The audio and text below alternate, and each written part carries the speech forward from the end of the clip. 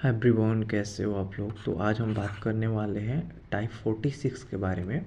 और same type का question मैंने डे 44 में भी करा रखा है। तो डे 44 चेक करना, आपको सेम क्वेश्चन है। ये जो क्वेश्चन है 12 सितंबर 2025 का CCL शिफ्ट 3 का क्वेश्चन है, ठीक है। तो आइए समझते हैं क्वेश्चन क्या बोल रहे हैं। बोल रहा है कि दो व्यक्ति X और Y एक मैदान किराए पर लेते हैं। एक्स जो है वो 10 भैंसों को 5 महीने के लिए और 12 भेड़ों को 3 महीने के लिए रखता है, ठीक है। वाई जो है वो 15 भेड़ों को 4 महीनों के लिए रखता है और 8 भैंसों को 6 महीनों के लिए रखता है। यदि दो भैंस जो है वो 5 भेड़ के बराबर हैं, के बराबर भोजन खाती है, तो बोल रहा है कि तो कुल किराए में एक्स को कितना भाग देना। तो एक्स कितना देगा किराया, अपना देगा अपन टोटल एक्स प्लस वाई का जितना किराया होगा इसका वो अपना देगा। यही हमें निकालना है। तो हम क्या करेंगे, सबसे पहले एक्स और वाई के थ्रू कितने भेड़ों को यूज किया गया, कितना चारा यूज किया गया, ये निकालेंगे, ठीक है। सबसे पहले हम देखते हैं कि दो भैंसों की जो वैल्यू है वो कितने 5 भेड़ के बराबर है, ठीक है ना। दो भेड़ की जो वैल्यू है 5, तो एक भैंस की वैल्यू कितनी हो जाएगी 5/2। अब ये मैंने क्यों किया कि आपको आगे पता चलेगा। अब हम डिस्ट्रीब्यूट कर लेते हैं, ये x का हो गया, ये y का हो गया। अब पहले पढ़ते हैं क्वेश्चन को फिर से।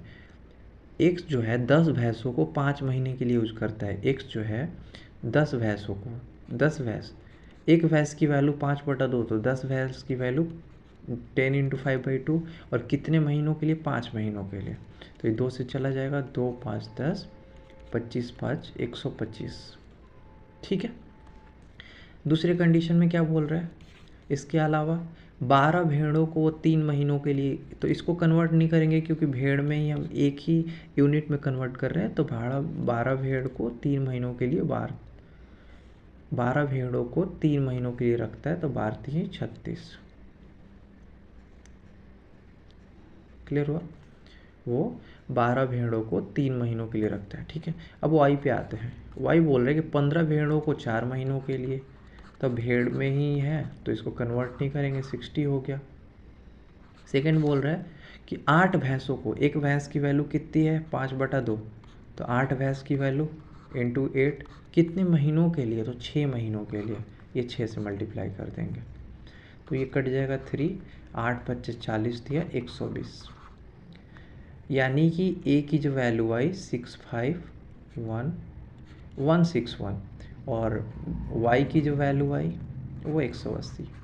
तो हमें पूछ रहा है कि कुल किराए में से एक्स को कितना भाग देना चाहिए। तो एक्स को कितना भाग देना चाहिए, अपना ही किराया देगा, कितने में से, टोटल 161 + 180, ये हो जाएगा 161/341 और यही आपका आंसर हो जाएगा। क्लियर हुआ। बाकी आपको कोई भी डाउट या कन्फ्यूजन होता है तो आप मेरे से कमेंट बॉक्स में पूछ सकते हैं, या फिर इस QR कोड का स्कैन करके आप मेरे से डायरेक्टली टेलीग्राम के थ्रू पूछ सकते हैं। ओके, बाकी ऑल द बेस्ट।